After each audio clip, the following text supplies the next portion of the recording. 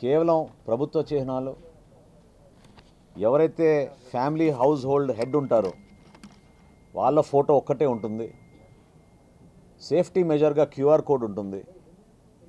వెనక వైపు కుటుంబ సభ్యుల వివరాలు, అదేవిధంగా ఒక కస్టమర్ టోల్ ఫ్రీ నంబర్ లాగా ఒక హాట్ లైన్ ఒకటి ఏర్పాటు చేసి 1967 అనేది ఎవరైనా ఎప్పుడైనా ఫోన్ చేసుకోవచ్చు. ఈ వ్యవస్థ అంతా కూడా దాదాపు 2 నెలల నుంచి ప్రిపేర్ అయ్యి ప్రింటింగ్ చేయించి జిల్లాల వారీగా సంబంధించిన తహసీల్దార్లకు మండల వారీగా పంపించి అక్కడ కూడా లాస్ట్ మైల్ డెలివరీ పర్ఫెక్ట్గా జరగాలి, డిలే జరగకూడదు, మిస్యూజ్ కాకూడదు అనే ఉద్దేశంతో మా అధికార యంత్రాంగం దీని గురించి చాలా లోతుగా ఆలోచించి ఇంతకుముందు నేను అన్నట్టు గ్రామ సచివాలయం, వార్డు సచివాలయం సిబ్బందితో పాటు ఆ డిపార్ట్మెంట్తో టైఅప్ చేసుకుని ముందుకెళ్ళాం. ఈ యూనిక్ ఫీచర్లో మొట్టమొదటిసారి మేము డెలివరీ చేసే ముందు కూడా క్యూఆర్ కోడ్ ఏర్పాటు చేసి ఇటువంటి బాక్సెస్లో ఈ కార్డ్స్ అన్నీ కూడా పంపించడం జరుగుతుంది. అంటే ప్రతి తహసీల్దార్ గారికి, ప్రతి మండలానికి ఆ సంబంధించిన ఫేర్ ప్రైస్ షాపు నంబర్ ఏదైతే ఉంటుందో ఆ ఫేర్ ప్రైస్ షాప్కి సంబంధించిన కార్డ్స్ అన్నీ కూడా ఇటువంటి బాక్స్లో సీల్ చేసి ప్రతి బాక్స్కి మళ్ళీ ఒక క్యూఆర్ కోడ్ పెట్టి ట్రేసబిలిటీ ఏర్పాటయ్యే విధంగా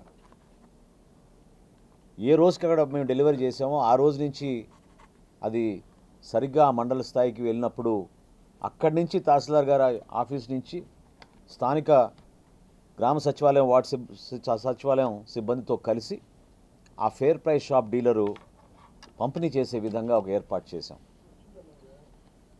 ఇక్కడ మీరు అందరూ గమనించాల్సింది ఏంటంటే భారతదేశంలో మొట్టమొదటిసారి ఎవరైతే దివ్యాంగులు ఉంటారో, ఎవరైతే 65 సంవత్సరాలు నిండిన వారు ఉంటారో వాళ్ళకి రేషన్ డోర్ డెలివరీ చేయాలనే ఒక ప్రయత్నం గత 3 నెలల నుంచి మేము చేస్తూ వచ్చాం. దాదాపు 16,70,000 మందికి ప్రతి నెల ఈ 3 నెలల నుంచి కూడా అద్భుతంగా మేము అందించగలుగుతున్నాం. అదే తరహాలో ఈ కార్యక్రమం గురించి కూడా ఆలోచించుకుని 25వ తారీఖున 9 జిల్లాల్లో ప్రారంభించబోతున్నాం. ఆ 9 జిల్లాల్లో కూడా ఆ జిల్లా సంబంధించిన గౌరవ మంత్రివర్యులు, అదేవిధంగా గౌరవ శాసనసభ్యులు, శాసన మండలి సభ్యులు, ఇతర ప్రజాప్రతినిధులతోటి జిల్లా స్థాయి సమావేశం, నియోజకవర్గ స్థాయి సమావేశం, మండల స్థాయి సమావేశం కూడా ఏర్పాటు చేసుకుని ఈ కార్డులు పంపిణీ కార్యక్రమం ఒక పండుగ వాతావరణంలో జరిగేటట్టు ఇంతకుముందే మేము రాష్ట్ర వ్యాప్తంగా జాయింట్ కలెక్టర్లతోటి, మా డిఎస్ఎల్తోటి, డిఎం సిబ్బందితో మాట్లాడి ఇన్స్ట్రక్షన్స్ ఇవ్వడం జరిగింది. ఈ డేటా ఎంతవరకు ఇంటగ్రేట్ చేసామంటే గ్రామ సచివాలయం, వార్డు సచివాలయంలో ఒక యాప్ డిజైన్ చేసి ఇదే క్యూఆర్ కోడ్ బాక్సెస్కి ఎట్లా ఇచ్చామో ప్రతి కార్డుకు కూడా డెలివర్ అవగానే ఆ క్యూఆర్ కోడ్ స్కాన్ చేసి ఇమ్మీడియట్గా ఒక డాష్ బోర్డ్ ఏర్పాటు చేసాం. రాష్ట్ర వ్యాప్తంగా ఆ డాష్ బోర్డులో ఈరోజు ఎన్ని కార్డులు పంపిణీ అయినాయి, ఎక్కడ పంపిణీ అయింది, ఎక్కడ షార్ట్ ఫాల్ వచ్చింది, ఒకవేళ ఎక్కడైనా పొరపాటు జరిగితే అది కూడా మాకు ఆ సమాచారం అందించే విధంగా టెక్నాలజీని ఆ విధంగా ఉపయోగించుకుంటూ ఈ కార్యక్రమాన్ని ప్రారంభించబోతున్నాం. ప్రతి ఫేర్ ప్రైస్ షాప్కి ఒక గ్రామ సచివాలయం, వార్డు సచివాలయం నుంచి ఒక సిబ్బందిని అలాట్ చేసాం.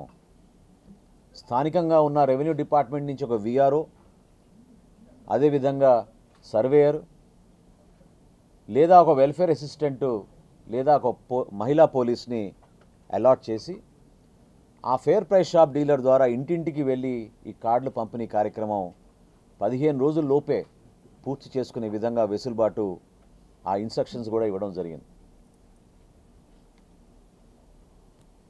స్థానికంగా ఉన్న జిల్లా కలెక్టర్లు, జాయింట్ కలెక్టర్లు ఈ 25వ తారీఖు నుంచి ప్రారంభించబోయే ఈ కార్యక్రమంలో కంప్లీట్గా డిజిటల్ ట్రాకింగ్ ఏర్పాటు చేశాం. వాళ్ళకు కూడా మేము ఆ వెసులుబాటు అవకాశం కల్పించాం.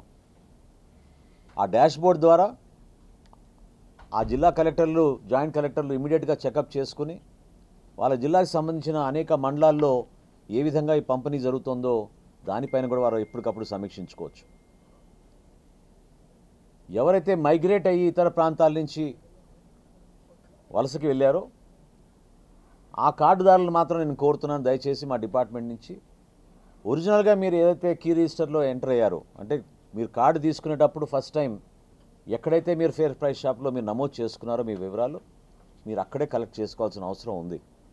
ఎందుకంటే మేము మొన్న ఒక రీజనల్ కాన్ఫరెన్స్ ఏర్పాటు చేసినప్పుడు విశాఖపట్నంలో మా దృష్టికి వచ్చింది, కొన్ని రేషన్ షాప్లో 143% రేషన్ కూడా మేము పంపిణీ చేస్తున్నాం.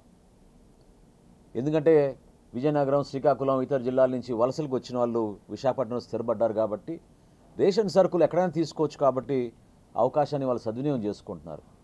కానీ రైస్ కార్డ్ డిస్ట్రిబ్యూషన్ అప్పుడు మాత్రం కంపల్సరీగా వాళ్ళ ఫేర్ ప్రైస్ షాపులు ఎక్కడైతే వాళ్ళు నమోదు చేసుకున్నారో అక్కడికే వాళ్ళు వెళ్ళి కలెక్ట్ చేసుకోవాల్సిన అవసరం ఉంటుందని ఈ సందర్భంగా మీకు తెలుపుకుంటూ, ఈ 15 రోజుల కార్యక్రమం రాష్ట్ర వ్యాప్తంగా ఒక పండుగ వాతావరణంలో ముందుకెళ్ళాలి.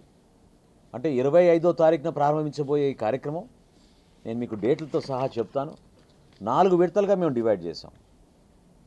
దానికి కారణం కూడా ఎక్కడ కూడా డెలివరీ మెకానిజంలో పొరపాటు జరగకూడదు, డిలే జరగకూడదు, మిస్యూజ్ కూడా జరగకూడదు.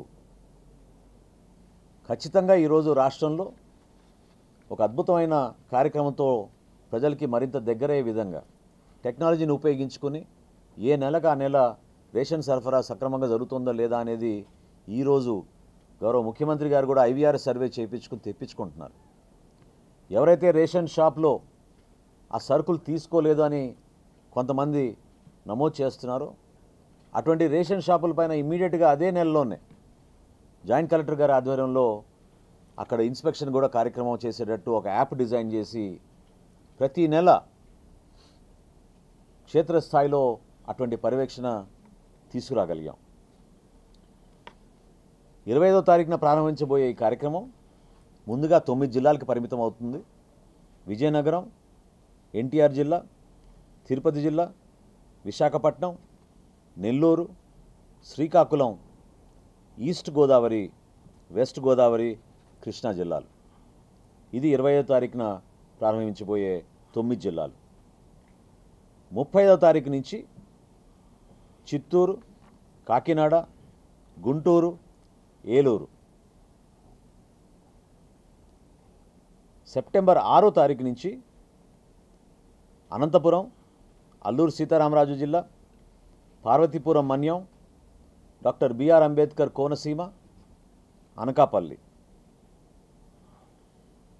చివరి దశ 15వ తారీఖు నుంచి ప్రారంభించబోయే కార్యక్రమంలో బాపట్ల, పల్నాడు, వైఎస్ఆర్ కడప, అన్నమయ్య, శ్రీ సత్యసాయి, కర్నూలు, నంద్యాల, ప్రకాశం జిల్లా. సో మొదటి విడతలో ఈ 9 జిల్లాల్లో 53 లక్షల కార్డులు పంపిణీ చేయబోతున్నాం. రెండో విడతలో 23,70,000 కార్డులు పంపిణీ చేయబోతున్నాం. మూడో విడతలో 23 లక్షల కార్డులు పంపిణీ చేయబోతున్నాం. నాలుగో విడతలో 46 లక్షల కార్డులు పంపిణీ చేయబోతున్నాం. సో ఇంత భారీ కార్యక్రమం ప్రజలకి మరింత అంకిత భావంతో పనిచేస్తూ మా కూటమి ప్రభుత్వం చేస్తున్న ఈ కార్యక్రమాన్ని విజయవంతం చేయమని సంబంధించిన అధికారులను, గౌరవ ప్రజాప్రతినిధులందరినీ కూడా మనస్ఫూర్తిగా ఈ సందర్భంగా కోరుతున్నాను. తప్పకుండా ప్రతి జిల్లాలో పర్యవేక్షణలో ఎక్కడ లోపం లేకుండా, టెక్నాలజీ ఉపయోగించుకోవడంలో కూడా ఎక్కడ కూడా పొరపాటు లేకుండా ఈ కార్యక్రమాన్ని ముందుకు తీసుకొస్తాం.